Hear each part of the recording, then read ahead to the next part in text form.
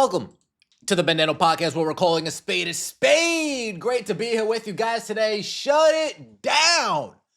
Is that the future of the WNBA? Getting shut down, closed for good. See you later. Thank you. Come again. The owners doing their best in negotiations. The owners seem like they're coming to the negotiation tables with good faith. Yeah, we'll boost up the minimum salary. We'll quadruple the maximum salary. There'll be an average salary of around $500,000. Yeah, we're going to be taking away some housing, but for the 7-day contracts, you guys still get housing. But the players, they're refusing to compromise. They're refusing to budge off this revenue share model. And how long is it going to take until the owners just say, we tried. This isn't even worth the headache anymore. We tried. This just isn't even worth the headache anymore. And now you have the players authorizing a strike. Alexa Falupa with ESPN came out with an article, and a certain line stuck out to me, making it seem like these players are going to wait till the last minute and break up with the league before the league breaks up with them. Remember to like the video. Please leave your thoughts in the comment section below. I would enjoy what you guys have to say. And subscribe to the channel. That would mean a lot to me. Let's get right into it. What we're hearing on the WNBA's CBA negotiation. As the calendar approaches 2026, uncertainty reigns over when a new collective bargaining agreement will get done between the WNBA and the Players Association. The Players Union has continued to publicly express displeasure with the state of negotiations with the player body last week, authorizing the union's executive committee to call a strike when necessary, a move the Players Association called an unavoidable response to the state of negotiations with the WNBA and its team. We're not getting our way. We're going to call a strike. Interesting. What would a potential strike entail? ESPN explores that possibility. And what else you need to know about the most recent CBA talks as the January 9th deadline looms. Remember, after the first extension, this latest extension, the owner said, guys, you guys got 2 weeks and then we're out of here. You guys got 2 weeks and then we're out of here. And then what did the players do? Well, they got on their knees and they begged, please give us longer than 2 weeks. Please give us 6 weeks. Please, pretty, please. And the owner said, fine, 6 weeks. We don't even want to be here, really. But 6 weeks, okay. And now the players are going to authorize a strike. The owners are saying, oh, no, not that. Why did the players authorize a strike vote?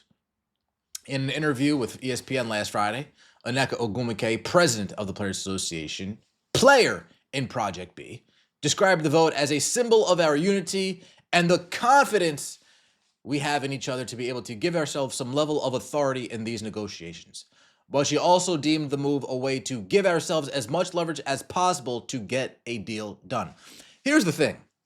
When both sides have the ability to end negotiations, giving the other side a 48-hour time frame, hey, in 48 hours, we're cutting it. Well, a strike doesn't even mean anything because technically both sides can just walk away from this. In 48 hours, we're done here. It's just foolish and semantics at this point. A decision on whether to strike now is not in the hands of the 150 plus players, but up to the 7-player executive committee. How crazy is that? The 150 players have now left all of their leverage in the hands of 7 ladies, 2 of which have a tremendous amount of gain if the WNBA folds. One of which is in a competing league called Project B, that if the WNBA folds, Project B would love it. And remember, these players are getting equity in Project B. How much equity? A share of a share, a percent of a percent? Who knows? But equity is equity. If there's something. This means we could possibly strike if we need to, but it doesn't mean that we want that to happen. But we have it in our arsenal in order for us to get exactly what we need, which is a fair deal that represents our value in a meaningful way.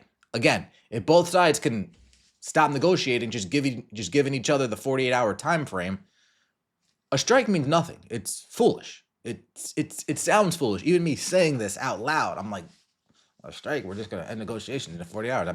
I mean, I'm already going to break up with you on Monday. I'm just waiting for the weekend to happen. And then once I see you Monday morning in school, we're breaking up.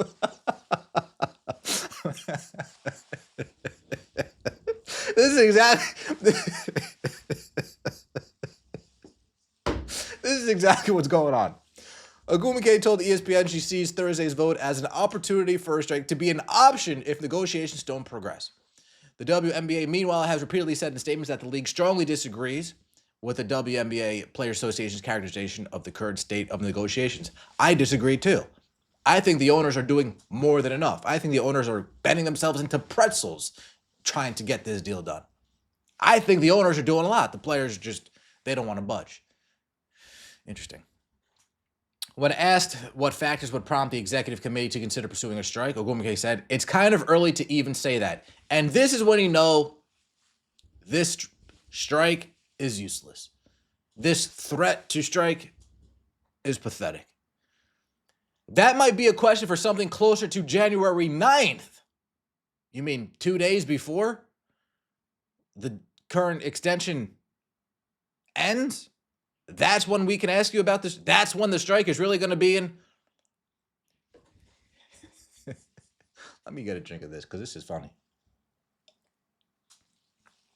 Excuse me. Shout out to the brew crew out there. That might be a question for something closer to January 9th.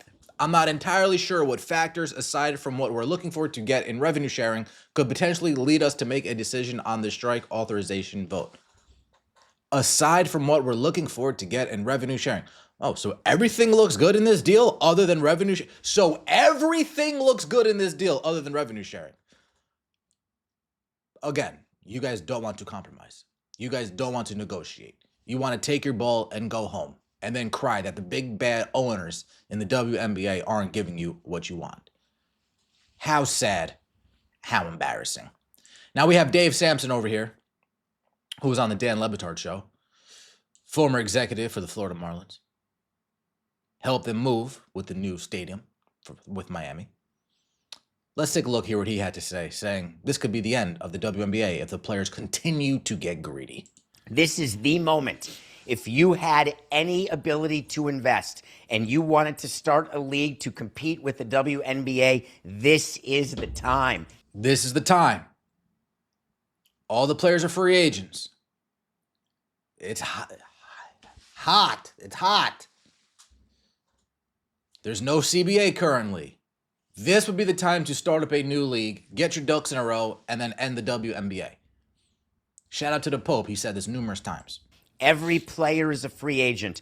All of them want money and need money. If you have a well-capitalized and well-funded business, the way Project B may be, that could be the end of the WNBA. And I promise you that Adam Silver is thinking about that, and the players are thinking about that. How real is that? How real is what you're saying? How real is it to be possible, the idea that because you're meeting a moment where profound asks are being made of a business by a group that has never been stronger than it is right now about asking for money. They've also never been profitable. They've also never been popular. They've also never had a track record of success. They've also never been in the public sphere. They've also never had a face of the league. They've also never been thought about in the mainstream sports cycle. They've also didn't have a million viewed game for 15 years prior to Caitlin Clark's arrival. They've also been ready to fold pre-COVID. They've also this and they've also that. In a culture where it will be very unpopular if the WNBA does what you're saying, how probable Unpopular to who? The 46,000 old jokes? is that? It'll be unpopular if the WNBA folds. Unpopular to who? To the large majority. Damn, unpopular to who? To the 50,000 people that catch a Las Vegas Aces game on NBA TV. Unpopular to them? Unpopular to who? To the 78,000 people that catch an Atlanta Dream game on NBA TV. Unpopular to them? Unpopular to who? I'm not sure I understand what you're saying. If what you're saying that there have been expansion fees paid and they're trying to expand and they've got broadcast deals that were totally pinned to the NBA deals, is that what you mean by unpopular? The expansion teams at this point, damn near a Ponzi scheme. They're bringing in the new investors to pay back the old investors. Shout out to Bernie Madoff. What I'm telling you is that if the players get too greedy, it will be the end of the WNBA. I don't and hear- that's not the end of the world for them. I don't because hear, they have options. I don't hear anyone saying, though, that we're on the precipice of it sort of collapsing and needing to reinvent itself. I haven't heard that anywhere. It's just because people are not actually paying attention to what's real about this negotiation because they believe that this is their moment because of all the great press around. Exactly. You're not hearing it because there's a bunch of shills running all over the place. There's a bunch of deceivers all over the place. Whether it's ESPN, Front Office Sports, they're trying to paint a perfect picture. Oh, the picture ain't perfect. The picture ain't perfect. You got people scared to ask the tough questions. Scared to ask the real questions. Yeah, you're not paying attention. Caitlin Clark and the excitement of the WNBA. And I am not in any way impugning the right of players to make as much money as they can, because if you can go overseas, if you can go to Unrivaled, if you can go make a living and it's a better living, go make it. Go do it. I agree. I absolutely agree. And that goes what to Rudy has been saying. Shout out to Rudy coming out of the podcast. That goes what Rudy's been saying. You don't like what they're paying you at UFC? Well, then go fight bare knuckle. Go fight Bellator. If you don't like what you're getting paid here, go somewhere else and get paid better over there.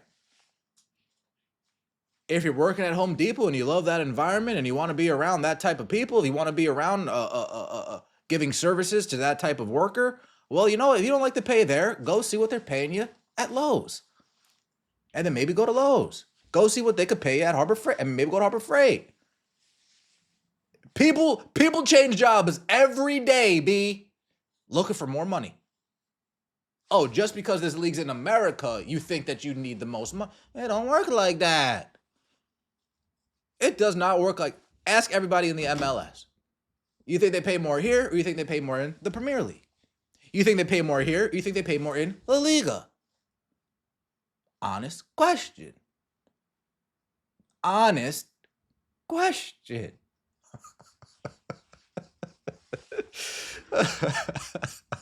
I want to share something with you guys real quick. Because I think we all can have a laugh at this. I think we can all laugh at, WNBA, at the player's expense. When we take a look at the comments under here. Because, you know, the people are funny. People are actually really funny. This is a little bit impromptu right here.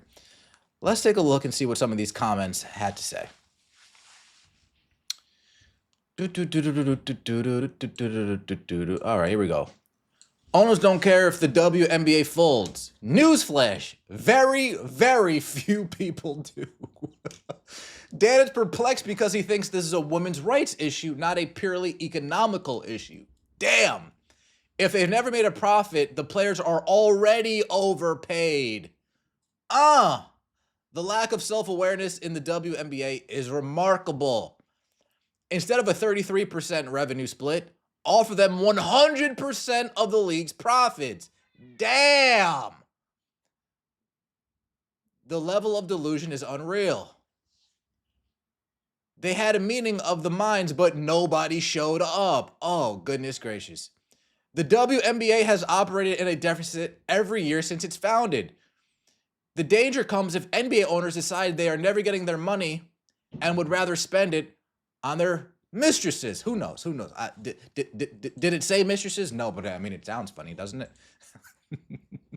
When you're not popular, you at least need to be likable. If the WNBA didn't fold in the first 10 years and when it had no ratings and no attendance, then it's hard to believe it will happen now. It's always the players that are too greedy, but never the owners or the league. The owners would need to make money in order to be greedy. Dumbass. Like the video, comment, and subscribe. I appreciate all the support. I'll see you next time, and as always, take it easy.